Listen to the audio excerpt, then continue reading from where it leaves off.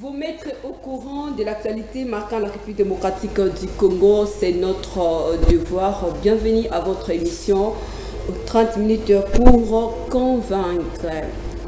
La situation sécuritaire plutôt vénesquisée dans la partie est la République démocratique du Congo reste au menu du jour. Le retour de Martin Fayulu, dialogue intercongolais au menu, la négociation de Luanda sur la table. À qui faut-il donner le béquille de la République démocratique du Congo pour retrouver la vraie paix? C'est une question posée. Les réponses tout de suite avec notre invité, Paul Njoli.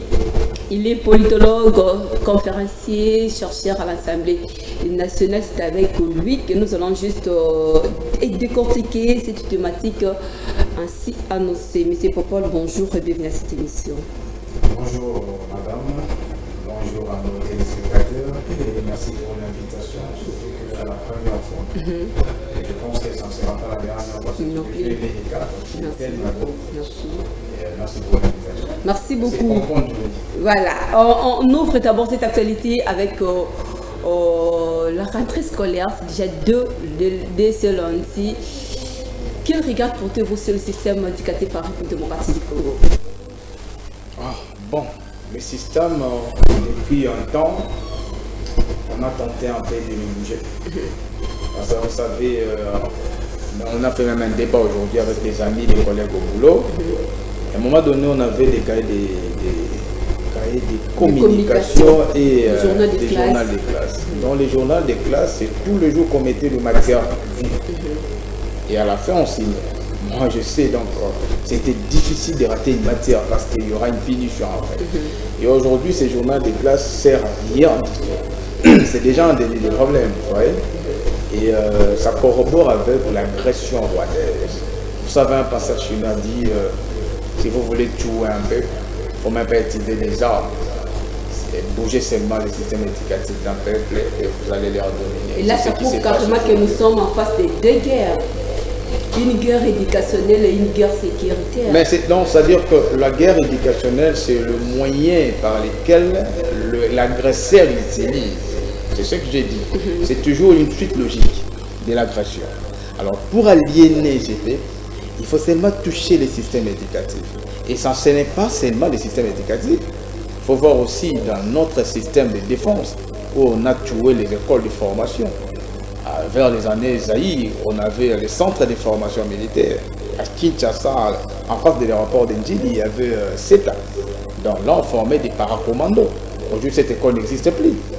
À l'Équateur. Parce que ce sont juste les mixages et les brassages du système étranger que nous avons pour mettre notre programme. Ce sont juste les programmes nationaux qui posent problème. Bon, sur le plan formel, les programmes restent le même.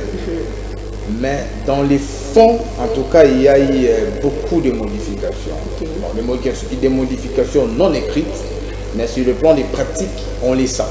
C'est comme j'ai dit, la rentrée c'est l'été, c'est normal, c'est une belle irette.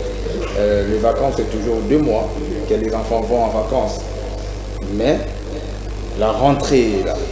Est-ce que les enfants vont commencer? Oui, parce que c'est déjà calé. Mais le problème que nous décrions, c'est la rigueur. Parce que, vous savez, qu'est-ce qui fait la différence entre les écoles élitistes et d'autres écoles? Ce n'est pas sur le plan des matières données, mais c'est sur le plan de la rigueur. Parce que, vous savez, les écoles élitistes, pour ne pas citer les noms, lorsque vous êtes en retard de 2 minutes, il y a une punition sévère. Les enfants ont des devoirs tous les jours, après la fin d'une matière journalière. Mais dans d'autres écoles, vous suivrez le même programme, mais il n'y a pas de rigueur. C'est-à-dire que l'enseignement, la démarcation de l'enseignement des qualités, ça se situe au niveau de la rigueur. Vous voyez, donc on fait ça. Donc aujourd'hui, on ne sentons plus la rigueur. Nous, quand on étudiait, les capitales, la sentinelle, c'était comme un militaire. Personne ne pouvait dire à moi une sentinelle. Aujourd'hui, on a perdu. Aujourd'hui, même pas la sentinelle. Le préfet, moi je vis une élève en train de parler à Lingala devant son préfet. Je dis, mais ça c'est grave. Sur nous, ça ne passait pas. Les enjeux, c'est juste parce que ça, tout est clair que le 2 septembre, c'est juste la rentrée scolaire. Mais on se retrouve aussi devant un problème parce qu'il y a l'épidémie qui est en face de nous. Oscar, faut-il ouvrir quand même cette année scolaire 2024-2025 en face de cette épidémie, ou bien faut-il changer les mécanismes pour éviter, parce que c'est une maladie aussi contagieuse. Oui, oui. Bon, moi je pense que le Congo est béni, d'autant plus qu'on a des experts dans la matière. On a Mouyembe qui n'est pas encore à présenter. Donc, et puis le ministre de la Santé provincial, le nouveau, je l'ai suivi en train de faire des descentes dans des écoles, dans des églises, pour sensibiliser les parents par rapport à cette épidémie. C'est-à-dire qu'il y a quand même des mesures. Mais le docteur n'a pas encore dit son mot? Non, il a dit son mot parce qu'il a fait des recommandations pour éviter la propagation de cette épidémie. Donc moi je pense que ce qu'il fait, c'est vraiment un travail vraiment pédagogique qui pourra aider nos élèves à bien étudier avec ces mesures. Lorsque vous appliquez ces mesures-là, moi je pense pas que... Dans quelles conditions nous avons 5 élèves par banc, 6 élèves par banc, là aussi il faut voir. Bon, ça dépend aussi des écoles. Hein. Moi aussi je suis parent, je sais là où j'ai envoyé des enfants, hein, je sais donc... il y a des écoles où il y a un banc avec des élèves. Exactement. Et il y aura quand même des mesures qui doivent être appliquées par rapport aux demandes du ministère de la Santé pour éviter la contamination massive. Bon, moi je pense que laver les mains, éviter des animaux domestiques, des cadavres des animaux domestiques, allais-je dire, voilà. Mais il y a quand même des mesures, il faut être extrêmement propre, avoir de gel à tout moment, laver les mains à tout moment, ainsi de suite. Donc, il faudrait attendre jusqu'à ce que vous allez éradiquer la maladie. Allez-y comprendre. L'État a besoin de ressources humaines. Vraiment. Voilà. On tourne, ensuite passe sur l'éducation, on va ouvrir encore une nouvelle page. Cette fois-ci parce que ça vous concerne, vous êtes au moins chercheur à l'Assemblée nationale où on a essayé un peu d'observer, c'est à vous de nous dire au moins les détournements. Qu'en est-il exactement? Les détournements? Oui, les détournements de fonds au niveau de l'Assemblée nationale. Il y a quelqu'un qui a détourné encore les fonds au niveau de l'Assemblée nationale? C'est à vous de nous dire en fait. Je ne suis pas informé. C'est à vous de nous dire au moins parce que nous sommes informés qu'il y a eu des détournements en date du 17 août de ce mois ici. Il y a eu des millions de détournements. Il serait dit au conditionnel. Madame, je viens tout de suite de l'Assemblée nationale. Vous savez, l'Assemblée nationale, c'est la deuxième plus grande institution qu'a l'RDC. L'RDC a 4 institutions. Président de la République, Parlement, gouvernement et les cours et tribunaux. Et lorsque vous visitez ces 4 institutions, vous allez vous rendre compte que ce sont des structures, des endroits vraiment hyper sécurisés. D'ailleurs, l'Assemblée nationale, la partie qui serpente, la partie adjacente de l'Assemblée nationale, il y a des clôtures en acier. Au-delà des clôtures, il y a des militaires, il y a des policiers plutôt. Au-delà des policiers, il y a des services de renseignement, des MIAC, ANER, police, ainsi de suite. Donc, j'ai suivi cette information, mais je peux me permettre de vous dire que la personne qui a lancé ces rumeurs, ou cette rumeur, elle n'a pas la maîtrise du fonctionnement de cette institution qui est l'Assemblée nationale. Parce que la personne a dit, le questeur de l'Assemblée nationale a facilité le speaker de l'Assemblée nationale d'évacuer les millions de dollars. Et ça passait par le hall de l'Assemblée nationale. C'était à partir de 20h30, il a quand même précisé l'heure aussi. Même 20h. Moi, des fois, on quitte là-bas à 22h, des fois, on quitte là-bas à 21h. Même à 20h, il y a quand même des tractations, il y a quand même des va-et-vient. Il y a autant de services au niveau de l'Assemblée nationale. Au-delà des services attitrés, tels que les services de l'Assemblée nationale, il y a des banques là-bas, il y a des cambistes là-bas, il y a des gens qui font des choses là-bas. Et pensez-vous que le speaker de l'Assemblée nationale, il serait bête, même s'il doit détourner de l'argent, ça va se passer de cette manière. Mais il ne faut pas dire des choses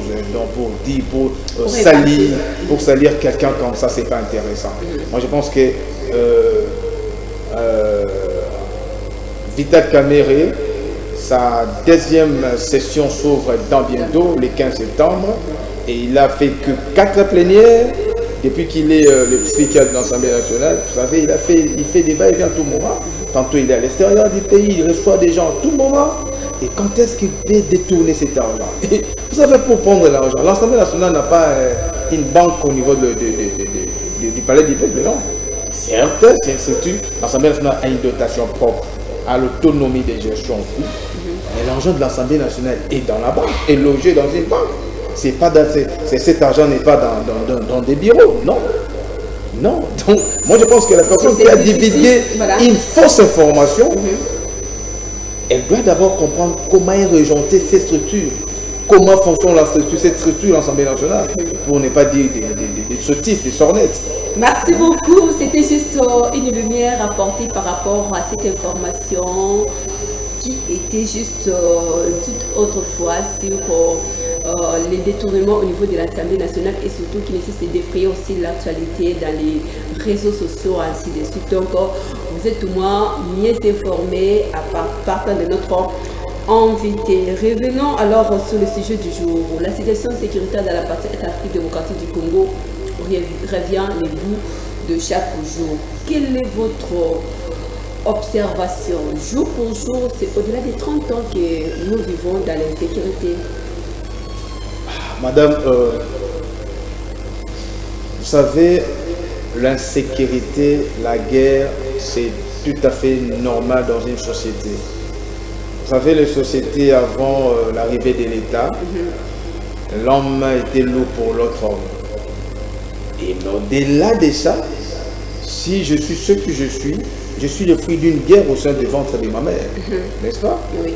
Donc, en biologie, on nous a enseigné que le spermatogonie n'est pas une seule espèce. Il y a plusieurs spermatogonies qui entrent dans les ventres des mamans. Et les plus robustes sortent vainqueurs. Donc, c'est d'abord une guerre. Donc, par nature, l'être humain vit toujours avec des guerres. Mais ce qui différencie maintenant la société, et donc ce qui donne maintenant le goût de vivre dans une société, c'est la socialisation via le rêve. Normalement, même l'État est né du centre de la guerre. On a créé ce cadre-là pour éviter, pour résorber la guerre. Et malgré ça, il y a eu toujours des guerres. Il y a eu la Première Guerre mondiale, il y a eu la Deuxième Guerre mondiale. Et après la Deuxième Guerre mondiale, les gens se sont conglomérés pour se poser des questions. Pourquoi la guerre à tout moment? Comment faire pour éviter la guerre? Et il y a la naissance d'une grande structure que nous appelons Nations Unies. Organisation des Nations Unies. C'était pour mettre la paix, pour chercher la paix. Malgré ça, il n'y a pas toujours de paix. Parce que l'État a une mission de protéger la population. L'État a une mission de sécuriser son peuple, de protéger l'intégrité territoriale. Alors, ce qui se passe au Congo, moi je pense que le problème c'est au niveau de la RDC. Parce que là, vous venez de dire c'est là 30 ans passés. Plus de 30 ans passés.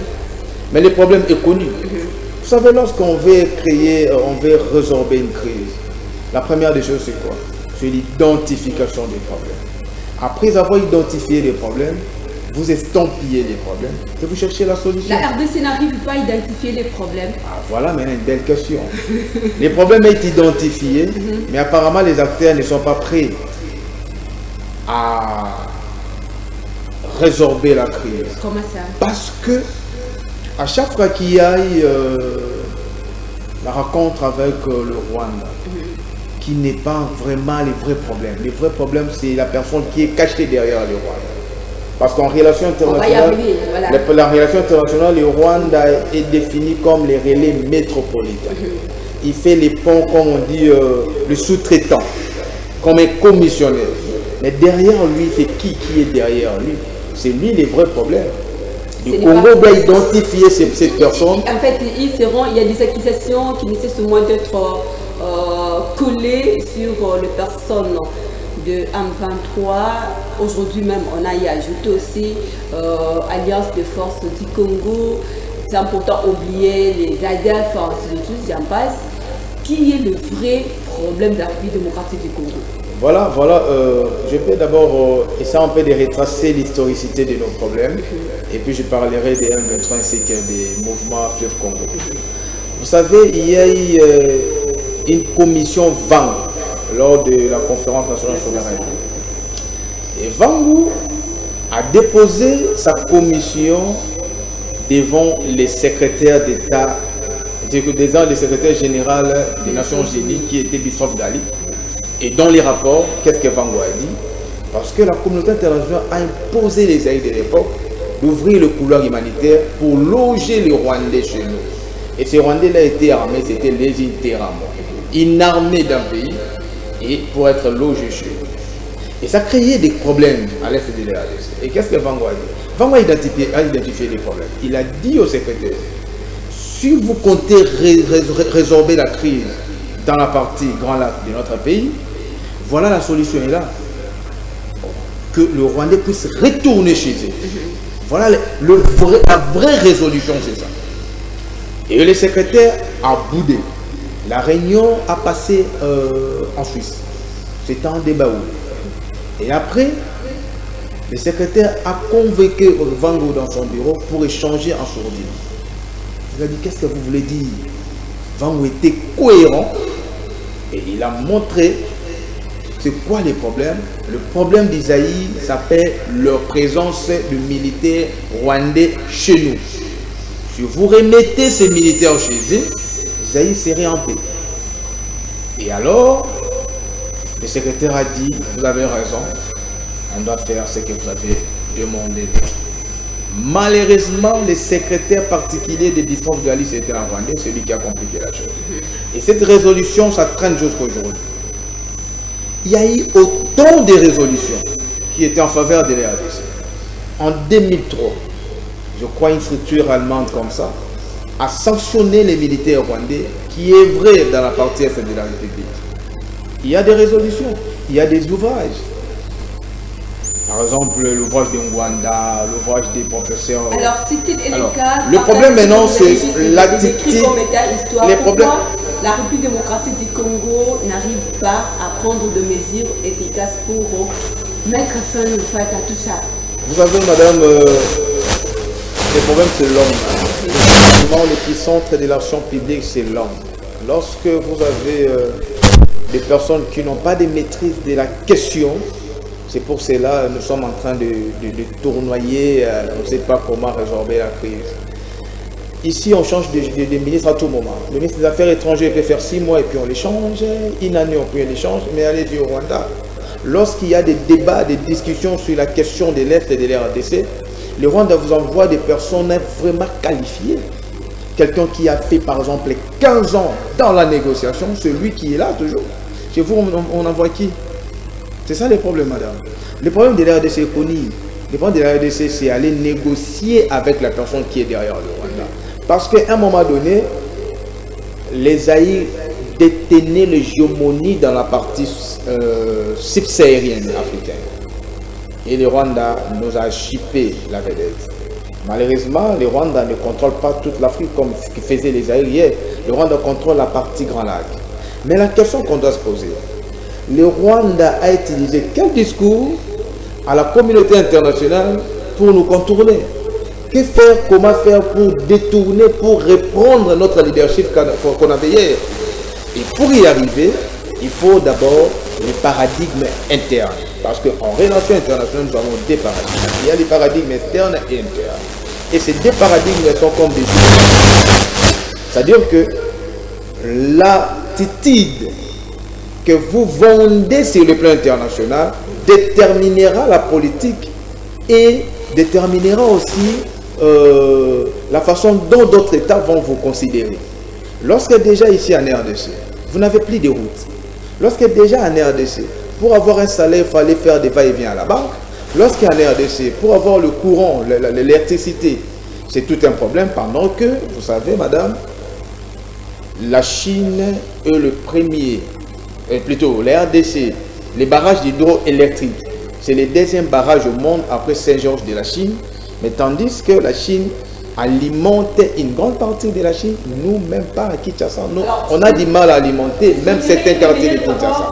Donc tout ça, ça pose un problème. Je reviens d'abord un pas en arrière parce que vous avez juste évoqué un problème sur l'attitude qui devait avoir la République démocratique du Congo face à nos adversaires. Mais quand le chef de l'État essaie souvent de crier si fort que nous sommes agressés par le Rwanda, que nous sommes attaqués par le Rwanda, cette attitude ne permet pas à la communauté internationale aussi de prendre des mesures efficaces pour trouver des résolutions. Même pas, madame, même pas. En relation internationale, il y a le seul verbe qui est conjugué sur l'intérêt. Vous savez, c'est comme si vous êtes dans une forêt, vous interdisez à un léopard de manger un gibier. Vous interdisez à un boa d'avaler une proie. Ça s'est rêvé debout. C'est-à-dire que le monde, le tuerie, les sangs n'a rien à voir avec votre pitié. Parce que même vous, tel que vous êtes là, la belle robe que vous avez portée, c'est un fruit de destruction de destruction de l'environnement. On a détruit une partie de l'environnement pour fabriquer un tissu et les tailleurs viennent encore pour couper le tissu et donner la forme à une robe. Donc, tuer les gens, plairait, ne changera à rien sur le plan international. La diplomatie, par définition, c'est la politique interne que vous vendez sur le plan externe. La diplomatie, par définition aussi, c'est l'armée. C'est l'arme. C'est-à-dire que c'est l'armement plutôt. C'est la défense. Lorsque votre système défensif est défaillant, sur le plan diplomatique, vous êtes défaillant. C'est-à-dire que la diplomatie aussi, c'est donner la nourriture à votre population. La diplomatie aussi, répondre aux besoins spécifiques de la population. La diplomatie, c'est ça, madame. Lorsque déjà, vous savez, les pays ont une reconnaissance internationale. Et au-delà de reconnaissance internationale, les pays ont des postes diplomatiques que nous appelons les ambassades. Ici, en RDC, on a des ambassades, n'est-ce pas? Pensez-vous que les États-Unis n'ont pas un poste diplomatique ici? Les États-Unis ne savent pas tout ce qui se passe ici au Congo. Ils le savent. Alors, lorsque vous réclamez quelque chose, vous voulez la paix, oui. Mais déjà, sur le plan interne, il n'y a pas de paix. Parce que la paix, un penseur a défini, je crois, Saint-Augustin, la paix c'est l'ordre dans la tranquillité. Lorsque vous avez du mal à donner le foufou à votre population, et vous voulez maintenant réclamer une paix de l'autre côté, ça c'est demander une chose et son contraire. C'est-à-dire que la première des choses pour que le Congo puisse en finir une fois pour toutes avec l'insécurité à l'Est, c'est donner d'abord l'emploi aux Congolais. C'est donner d'abord la mobilité aux Congolais. C'est donner l'électricité aux Congolais. C'est donner de l'eau, lutter contre l'inégalité en eau potable. C'est ça la vraie diplomatie. Ce que vous avez évoqué, ce sont juste de références dignes de l'éloge. Alors s'il faut nous voir en face de la situation de la montée de la création de la partie République démocratique du Congo, aujourd'hui on ne cesse de négocier. Que ce soit hier, d'abord c'était la commission mixte avec l'Angola qui était comme étant le médiateur. Aujourd'hui, c'est toujours l'Angola qui se pointe aussi comme étant médiateur. S'il faut d'abord tresser le bilan de consultation, dialogue, négociation, qu'est-ce que ça produit dans le métier de la paix en RDC? Rien du tout, madame. Si il faudrait comptabiliser le nombre de rencontres qu'a fait la RDC pour chercher la paix dans la partie Est, c'est plus de 60 accords qu'on a signé avec les Rwandais. Il y a qui là de ceux qui respectent les accords. Il y a qui là de ceux qui respectent les CCLV, mais l'autre partie ne respecte pas. Pourquoi la RDC ne respecte pas? C'est l'attitude qui a fait vendre sur le plan international. La RDC, c'est un bon élève. C'est elle qui accepte tout. On peut l'appeler demain, on a une rencontre demain à 15h au Rwanda, la RDC est prête. On peut l'appeler demain, on a une rencontre dans 4 jours, la RDC est toujours, l'agenda de la RDC est toujours prêt. Or, ce n'est pas ça. C'est-à-dire, dans la diplomatie, dans la relation internationale, il faut se vendre. Comment la RDC se vend par rapport aux partenaires? C'est ça les vrais problèmes, madame. C'est ça les vrais problèmes. Moi, je pense que cette question, on doit, pour la répondre, c'est simple. C'est ce que j'ai dit. Parce que vous avez le besoin spécifique de la population est connu. C'est le bien-être d'abord. Moi, je suis le chantre du bien-être. Même Rosa Parks aux États-Unis a dit aux Américains, on n'a pas besoin de vos immeubles. On n'a pas besoin de vos dupes luxueuses. On a besoin rien que du bien. Donnez-nous seulement le foufou. Laissez-nous à paix. Alors, qui peut-on C'est ce que le Congolais cherche, parce que madame. la négociation de Luanda déjà est sur la table. Qui peut-on espérer de toutes les façons? Parce que... Moi, je pense qu'il ne faut même pas espérer parce que, vous savez, pourquoi on a viré l'ancien ministre de la Défense pour remplacer par le nouveau? Allez-y, nous avons des problèmes avec le Rwanda. Est-ce que le ministre de la Défense rwandais, le Rwanda change combien de fois le ministre de la Défense? Il prend le temps pour maîtriser la question. Et nous, vous avez fait une année après une année, on vous change. Le ministre des Affaires étrangères, on l'a changé comme ça. Et la nouvelle qui est là, cette dame-là, je l'aime, elle est jolie, elle est présentable parce qu'au-delà de tout, l'aspect physique aussi compte.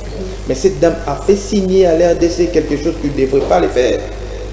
Elle a subi, je ne sais pas si une pression au niveau de l'Angola pour faire signer un accord de cessez-le-feu avec le Rwanda. Au-delà de ça, les RDC, c'est comme un autre de la farce, où le Rwanda nous demande de conglomérer des services de renseignement pour bouter les interramoués qui seraient chez nous. Pendant que l'AFDEL est rentré pour chasser les interramoués en 1997. Les M23 fait la même chose, RCD la même chose. Donc ces gens-là sont toujours chez nous. Et donc la RDC doit accepter les obligations.